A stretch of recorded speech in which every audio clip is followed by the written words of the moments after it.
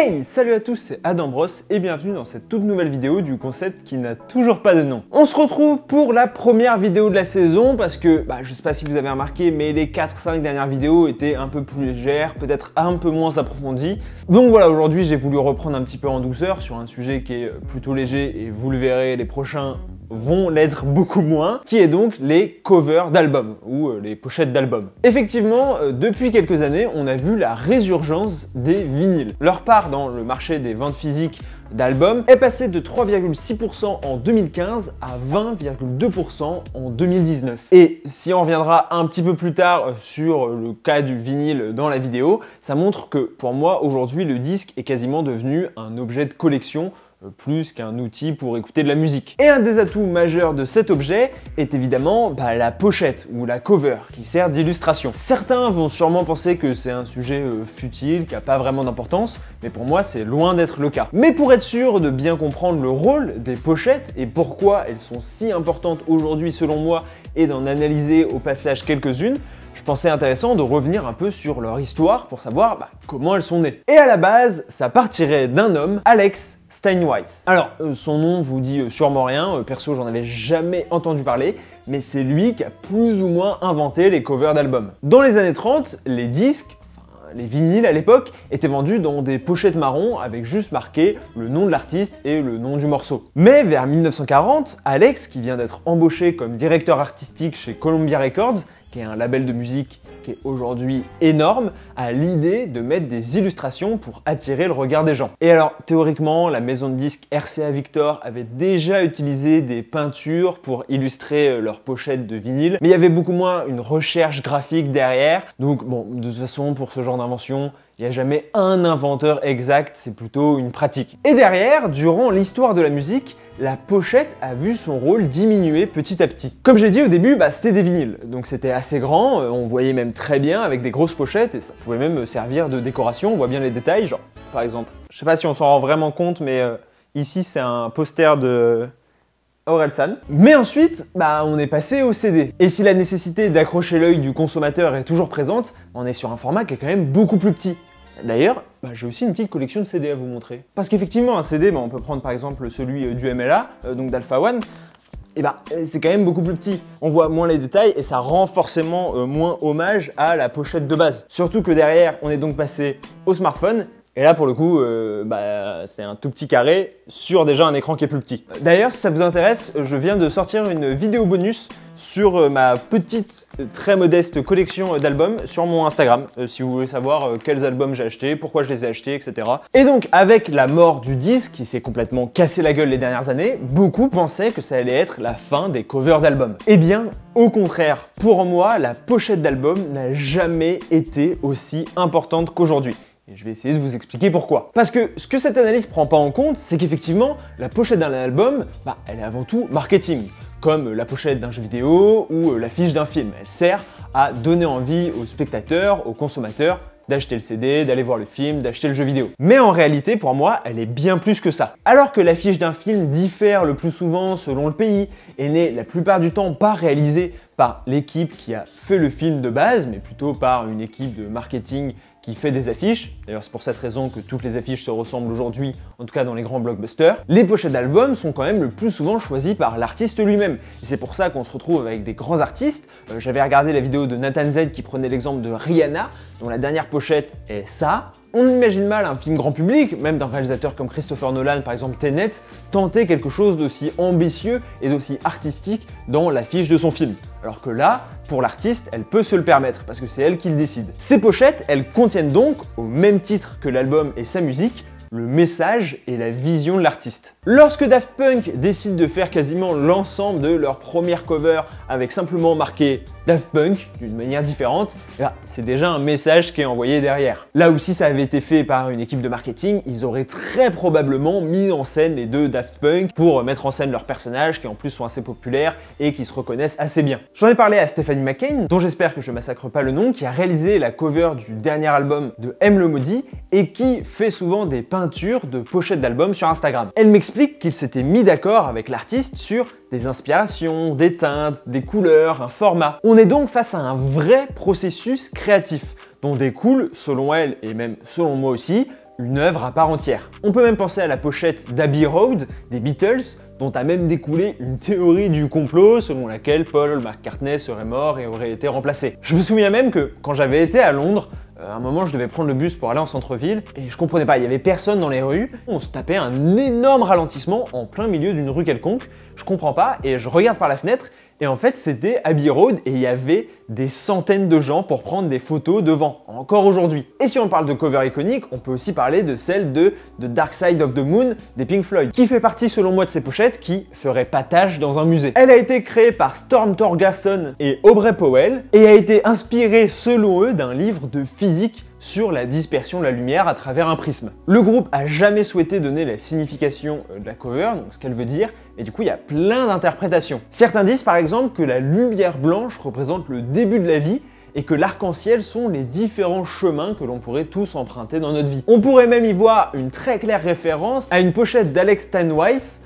donc celui qui avait créé les pochettes, et sa pochette de l'Empereur Concerto de Beethoven. Et ce qui est marrant, c'est que pour les deux pochettes que je viens de vous citer, qui sont aujourd'hui complètement cultes et que tout le monde reconnaît directement au premier coup d'œil, eh ben, les producteurs étaient très inquiets parce qu'il n'y figure ni le nom des artistes, ni le nom de l'album dessus. Ce qui serait par exemple complètement impensable pour un film aujourd'hui. Et encore, là j'ai donné des pochettes d'albums iconiques dont le sens est un peu flou, mais parfois c'est beaucoup plus clair. Par exemple c'est le cas pour Nevermind de Nirvana. On a donc d'abord à première vue un bébé dans l'eau qui est censé représenter la pureté, tout d'abord par le fait que ce soit un nouveau-né, qui est donc censé être pur puisqu'il vient d'arriver au monde, et aussi par l'eau, qui est déjà un symbole de pureté, mais qui en plus peut rappeler le liquide dans lequel est le bébé avant même de naître. Et l'élément perturbateur est clairement le dollar, que le bébé semble vouloir attraper. Et là, on y voit clairement une référence au capitalisme, et que le système aurait même réussi à aliéner la chose la plus pure du monde, à savoir un bébé dans l'eau, qui d'un seul coup se retrouve attiré par l'argent. La cover vient donc ici appuyer le message du groupe et de son album. C'est aussi le cas de la cover de The Life of Pablo de Kanye West,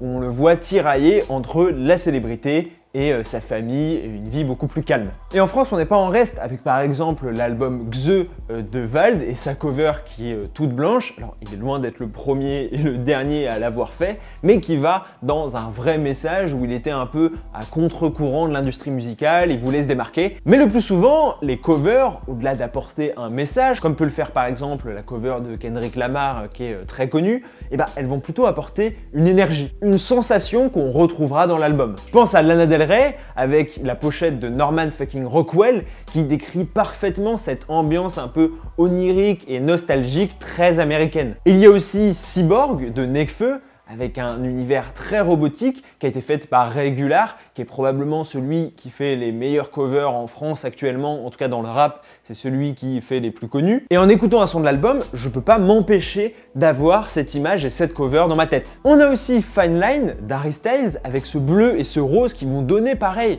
les couleurs de l'album et son déhanché et l'aspect très distordu pour montrer le mouvement, pour montrer les couleurs de l'album qui sont différentes de son premier album. D'ailleurs, souvent il y a des gimmicks en fonction des genres de musique pour les covers d'albums.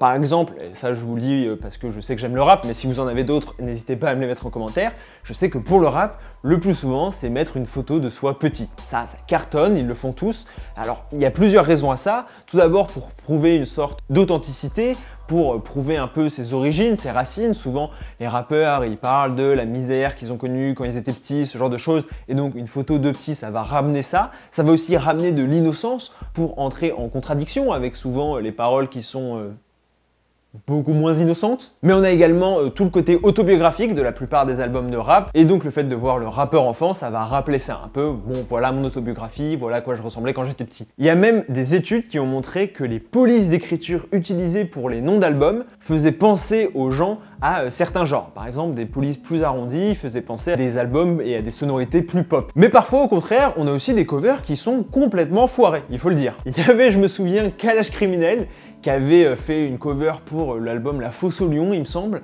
Il s'était fait déchirer sur Twitter et ensuite il avait fait croire ah non, non, mais c'était pas la cover qui était prévue depuis le départ. Alors qu'en fait, elle était déjà sur la Fnac, sur Amazon, bon. Mais dernièrement, on a aussi Blue Bannister de Lana Del Rey, qui est, bon, dans un style assez discutable, ou également le premier album posthume de Pop Smoke, où c'était Virgil Abloh qui avait carrément fait une cover. et qui pareil avait reçu un backlash énorme et il y avait eu un changement pour quelque chose de plus sobre et un peu plus joli. En même temps, c'était pas très compliqué. À l'opposé, certains rendent leur cover comme un élément central, voire comme un événement. Il y avait Jul qui avait fait un concours auprès de ses fans pour dire bah voilà, je prendrai la meilleure cover et j'en ferai la pochette de mon album, et ça avait super bien marché. Il y en avait plein de gens qui avaient participé, ça avait été en tendance et ça avait beaucoup fait parler de l'album. Mais on peut penser aussi à Nekfeu avec justement les étoiles vagabondes, dont la pochette notamment sur Spotify est en fait simplement la pochette de l'album, que j'ai d'ailleurs jamais ouvert. Bref, on l'a donc vu, les pochettes d'albums sont très importantes et découlent le plus souvent d'un message artistique en complément ou carrément indépendant de l'album. Mais à part l'implication de l'artiste dont j'ai déjà parlé, comment se fait-il que, en tout cas d'après moi, ces pochettes soient plus importantes qu'une affiche de film, que pourtant on placarde dans nos chambres également et qui pourrait paraître comme autant, si ce n'est plus importante? Comment se fait-il que les pochettes d'albums que l'on voit sur nos téléphones soient le plus souvent plus ambitieuses que les affiches de films qui sont placardées dans les métros et en énorme dans les cinémas? Nous sommes dans un monde avant tout visuel. J'en avais déjà parlé dans ma vidéo à propos de la beauté et du physique des artistes.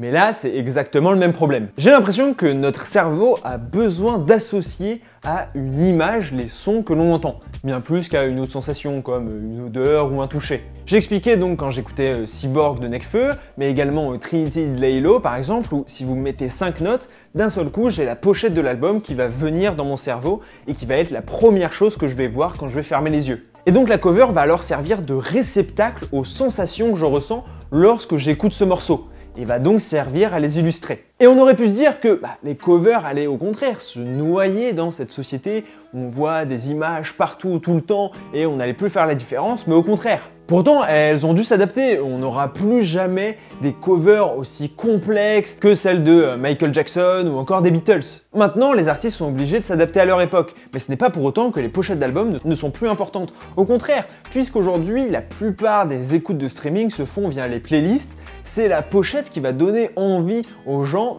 d'aller en écouter plus sur l'artiste, ou pourquoi pas d'aller écouter l'album. Et on l'a vu par exemple, Billie Eilish a décliné sa pochette d'album en une courte vidéo, parce qu'en fait Spotify permet de diffuser une boucle de 3-4 secondes il me semble, au lieu d'un clip lorsque vous écoutez une musique. Et donc on va avoir la pochette de l'album animée en plus, qui va lui permettre de se démarquer. Et alors je précise que pour le coup, toute cette dernière partie dont je vous ai parlé sur le fait que ça servait de réceptacle à mes sensations, c'est aussi parce que je suis quelqu'un qui regarde pas du tout les clips. Mais personnellement, j'aime pas forcément regarder les clips, ça m'intéresse pas plus que ça, à part si c'est des clips vraiment qui ont une vraie histoire, où il y a quelque chose qui a raconté, une ambition de mise en scène, mais la plupart des clips, je les regarde pas, ça m'intéresse pas, et je préfère au contraire avoir juste la cover et juste le son et m'imaginer l'univers autour pour garder une sorte de cohérence. Pareil, il y a des études qui ont été faites sur le sujet qui montraient que les pochettes d'albums tendaient à être de plus en plus minimalistes. Donc comme je l'ai dit, c'est parce qu'aujourd'hui on est sur des formats qui sont beaucoup plus petits, donc qui permettent pas de mettre autant de détails et de montrer autant de détails qu'avant sur des grands vinyles,